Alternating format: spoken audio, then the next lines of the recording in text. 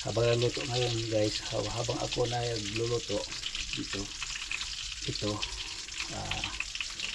gagawin ko ito guys na i-roast cut ko. Tingnan nyo guys kung paano ko gagawin itong roast cut, kasi yung ko, knife ko, cutter, parang luma na guys.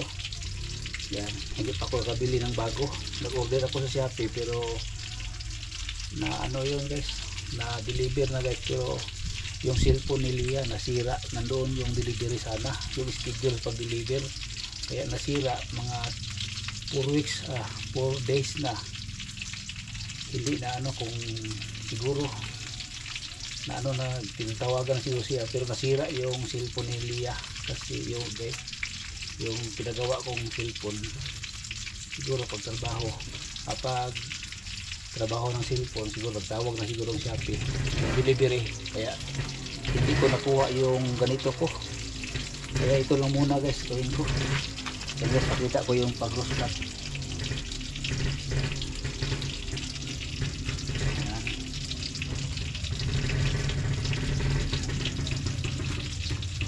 Tandahan lang guys para hindi masira yung sa gitna.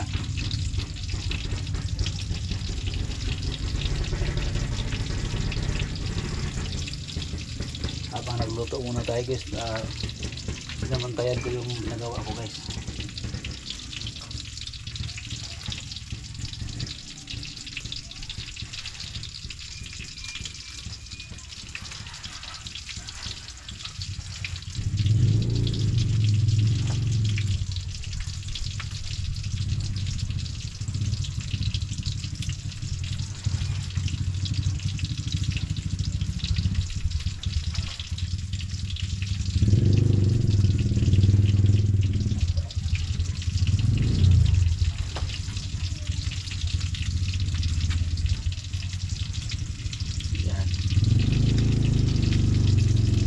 Lang guys, yan.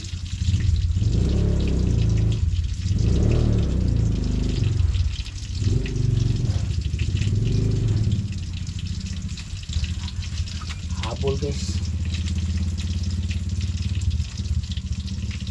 hindi masyadong yung sharp.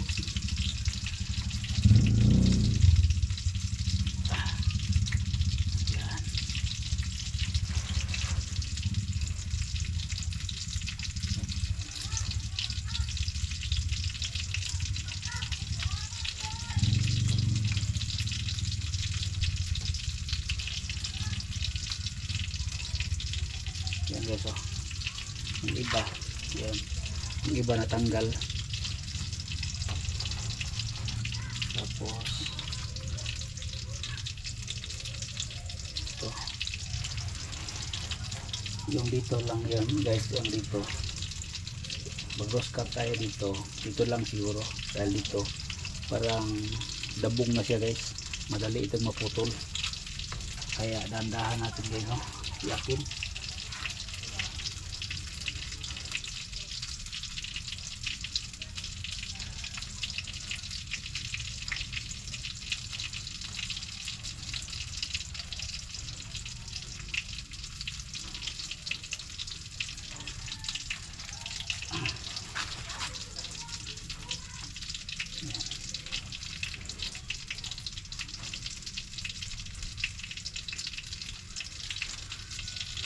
Yan dito, hintayin na muna natin yung lumuka ng yung parang niya. Hintayin natin mag-up guys, mga 2 weeks siguro, 4 na araw. Yan, hindi hindi, parang habol na siya, hindi na maka niya. Kaya siguro ito na lang siguro gawin natin guys, ito lang muna. Tapos itong niluto ko guys, ayun,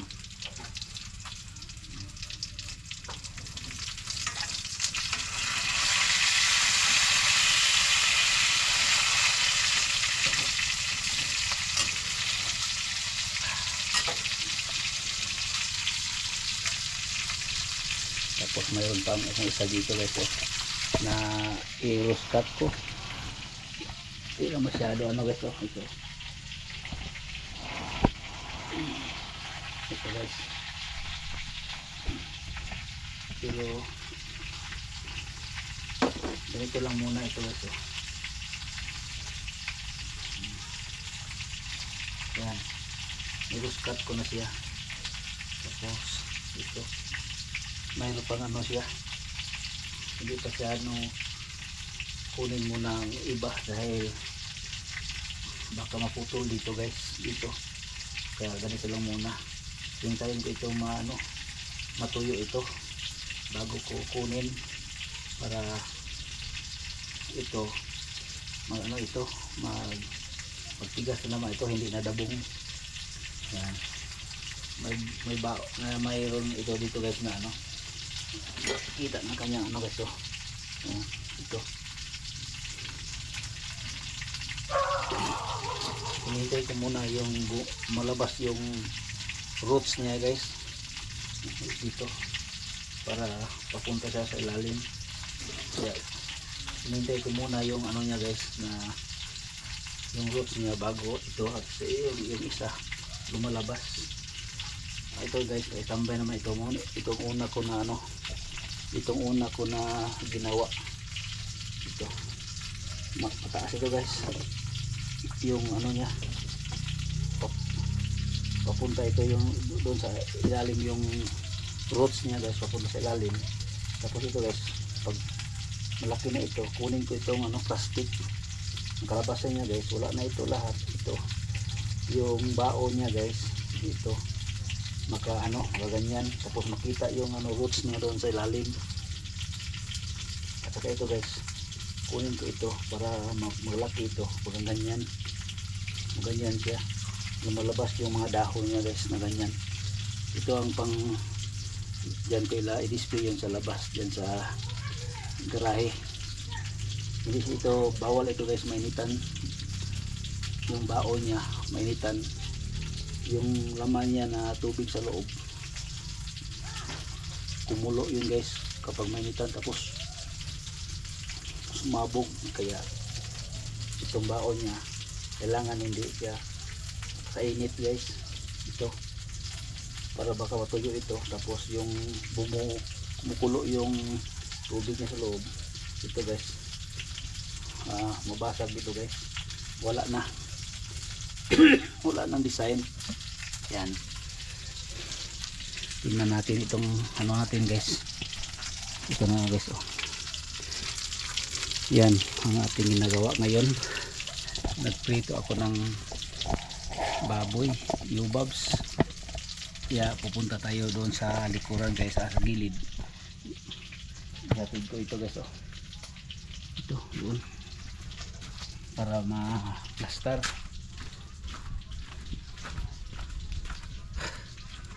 Ay nako, mainit, sobrang init ngayon guys, no. Sa ibang lugar umuulan daw.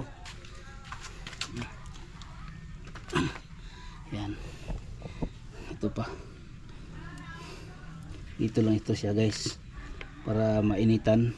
Ito may bao rin din dito guys, nilagyan ko ng kahoy para hindi maka penetrate yung init sa loob, para hindi mabasag yung bao niya. Yan, ito naman yung ano guys,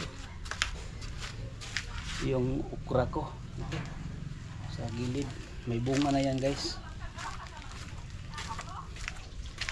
Ito guys, oh, ang guyabano, herbal yan guys ang guyabano.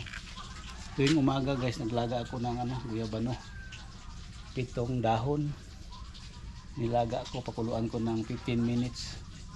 Tapos yan ang inumin ko guys araw-araw, kada morning. Yan, maraming benepisyo yun guys, yan na herbal, maraming benepisyo, kaya mag-inom kayo guys.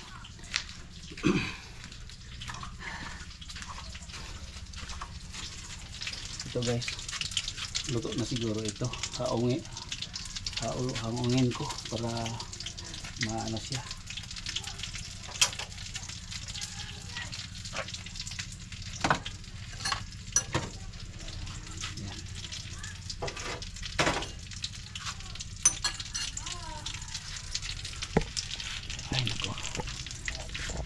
Sa wakas nakabalag na naman ako ngayon guys dito sa paligid dito dahil malakas yung mga sounds dito guys, lalo na umaga. Ngayon ako nag-vlog para nahinto na yung sounds, hindi na ako ma-copyright.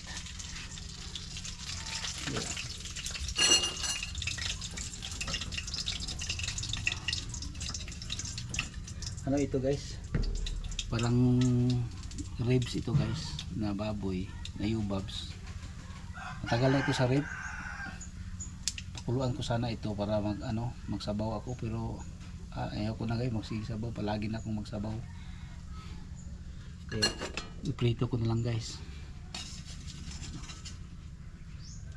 Yan. Minsan ako nagprito guys. Ay nako, ito na guys oh. Itong ulam ko ngayon.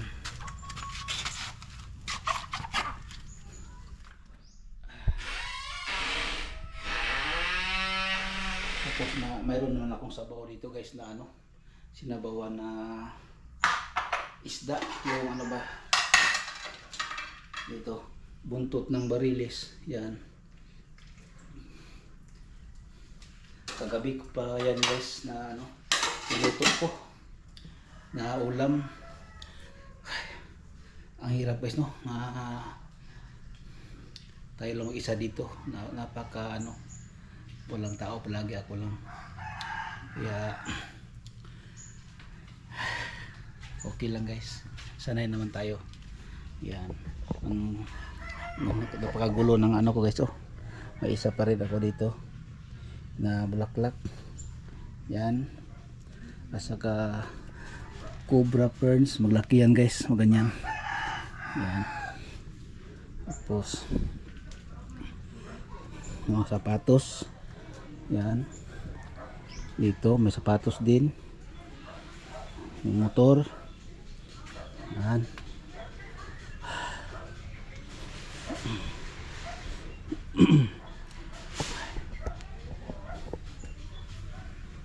kahapon guys nag-meeting kami tungkol doon sa doon. Pasensya na po guys yung pag-edit kasi yung title sa nag-meeting kami sa Purok. Ang nalagay doon barangay, pero okay lang siguro guys. Sa barangay naman yun na galing na na meeting papunta dito sa amin sa Purok.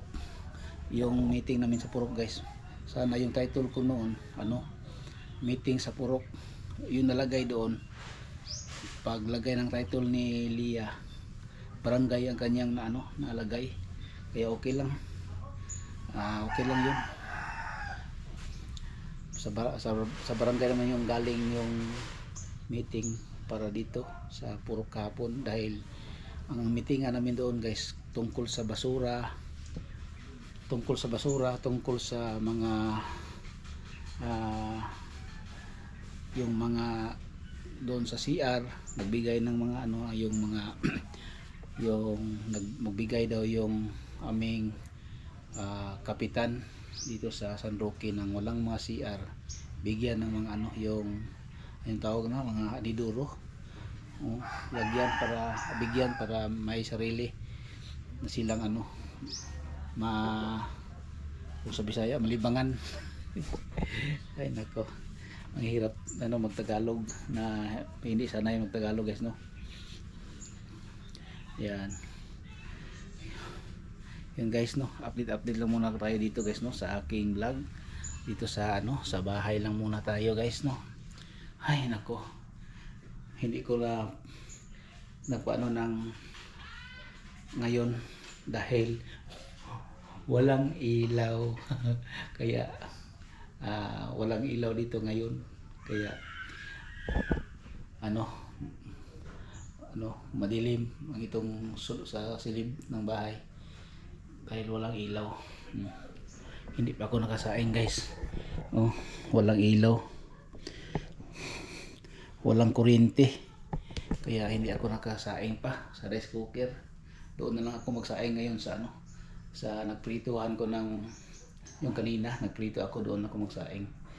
Yun guys thank you guys no sa inyong panood sa aking vlog ngayon, sa mga subscribers ko, mga viewers ko dyan, mga OFW. Thank you po no sa inyong palaging kapanood. Sana i-subscribe niyo ako guys palagi, kahit kunting pitik lang guys, share niyo guys sa aking vlog, at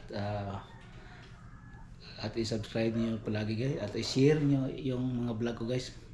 Pasensya na kayo guys no sa ganitong vlog ko, palagi na lang pasensya guys, dahil kasi wala akong kasama dito mag-vlog, ako lang. Tapos pinsan guys, mahihain pa ako guys sa mag-vlog. Siguro dalawa kami, para mayroon akong na mag-vlog ako na mayroong kasama, parang hindi na ako mahiya. Pero ako lang mag-isa guys, pero guys pipilitin ko guys mag-vlog na kahit sa maraming tao guys, dahil ito naman yung yung kahiligan natin na mag-vlog, sa mga ibang tao, magharap sa mga tao, mag-vlog. Kaya ito lang muna guys, pero ipakita ko sa inyo guys na mag-vlog ako na nasa maraming tao, tapos ingayin ko yung salita ko. Yan. Kaya pasensya lang muna guys no. Guys, hanggang dito na lang itong vlog ko. Maraming salamat po sa inyong lahat, mga subscribers, mga viewers. Yan sa yung pinsan ko dyan sa Norway, shout out sa iyo. Norway dyan. Ang title niya sa kanyang vlog, family work ba yun? Family work. Yan dyan sa Norway, yung pinsan ko, yung mama niya, kapatid ng mama ko. Kaya shout out sa inyo dyan, sa mga barkada ko dyan sa Australia, sa Canada. Shout out sa inyo dyan, mga kaklase ko, yung sa mga butcher dyan na aking mga barkada dyan sa ibang bansa. Shout out sa inyo lahat no. Marami. Shout out pala kay Milin Artiaga dyan sa Lapu-Lapu, yung mga barkada ko dyan, mga shout out sa inyo lahat nyo sa mga dyan sa Lapu-Lapu, Lapu-Lapu extension no, dyan sa Digo City no. Shout out kay Milin, kasi nagtampo na siya guys na hindi daw ako nag-reply sa kanyang mga text, mga chat. Kaya shout out sa iyo ito, para sa iyo itong vlog ko. Maraming salamat po, at sana nandyan kayo palagi. Maraming salamat. Thank you. Good morning guys no. Panibagong vlog, panibagong araw naman ngayon guys no. Dito lang muna naman tayo sa bahay guys no. Magandang araw sa inyong lahat dyan, sa mga viewers ko, mga subscribers. Thank you no sa inyong pagpanood. Ay, grabing init guys. Init ang panahon. Init dito, puro doon sa ibang lugar guys. Yan sa ibang lugar, parang na yan, Santa Cruz. Makulimlim doon guys. Yan. Tapos ipakita ko ngayon guys dito yung halaman ko guys na ginagawa dito sa bahay. Ito nasunog ito guys sa init ng araw. At saka yung itong black cardinal ko, nasunog yung dahon, sobrang init. At saka yung prince orange ko, yan guys ito guys ang isa. Yan. Tapos yung mga bonsai ko guys yan. Bago lang ako naglinis dito guys dito naglinis ako dito guys, papuntang likod. Yan guys, umaambo naman guys yung kalangitan. Tapos guys, nagluto ako ng ulam, nagprito ako guys yan. Nagprito ako ng ulam guys.